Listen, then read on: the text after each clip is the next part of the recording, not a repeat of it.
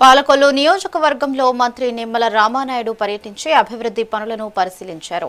ముస్లిం షాదీఖానా, అంబేద్కర్ భవనం, 100 పడకల హాస్పిటల్ నిర్మాణాలను తనిఖీ చేశారు.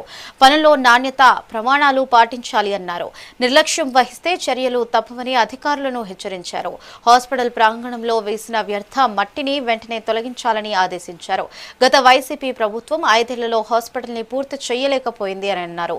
కూటమి ప్రభుత్వం ప్రజలకు మెరుగైన సంక్షేమం అందిస్తోందని తెలిపారు.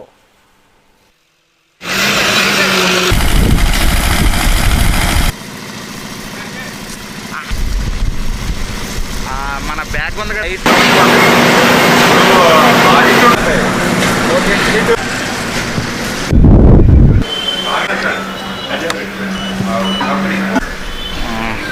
ఛార్జింగ్ అప్ అండ్ డౌన్లు ఉన్నాయండి.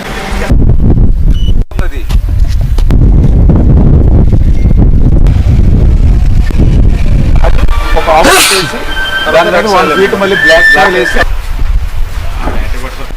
పాలకొల్లు ముస్లిం షాదీఖానా ఆ రోజు 14-19 మొదటిసారి ఎమ్మెల్యే ఉన్నప్పుడు ఆ రోజు 1,10 లక్షల రూపాయలు తీసుకొచ్చి ఆ గ్రౌండ్ ఫ్లోర్ నిర్మాణం పూర్తి చేసి ఒక 70 లక్షల దాకా ఆ రోజు వినియోగం చేయడం జరిగింది. తద్వారా గ్రౌండ్ ఫ్లోరు పెళ్లిళ్ళు చేసుకోవడానికి వాళ్ళ కార్యక్రమాలు చేసుకోవడానికి ఉపయోగకరంగా చేశాం.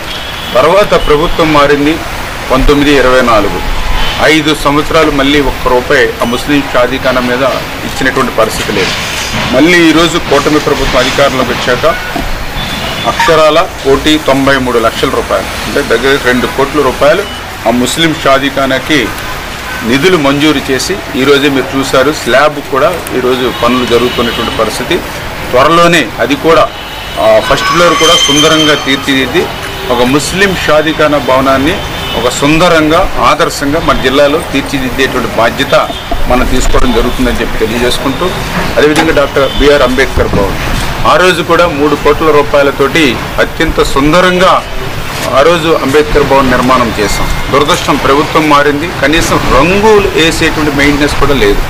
మళ్ళీ ఈరోజు మనం అధికారంలోకి వచ్చిన తర్వాత పెయింట్స్, జనరేటరు ఇవేనే కాదు మళ్ళీ కొత్తగా ఇంకో 75 లక్షల రూపాయలు పెట్టి ఫర్నిచర్తో సహా ఇప్పుడు అన్నీ కూడా 1 by 1 ఒక్కొక్కటి ఏర్పాటు చేస్తూ ఉన్నాం. అంటే 5 సంవత్సరాలు మెయింటెనెన్స్ లేకపోవడంతో ఆ విధ్వంసం ఎఫెక్ట్ కూడా మళ్ళీ మనకి ఎదురు పని కల్పిస్తున్నటువంటి పరిస్థితి.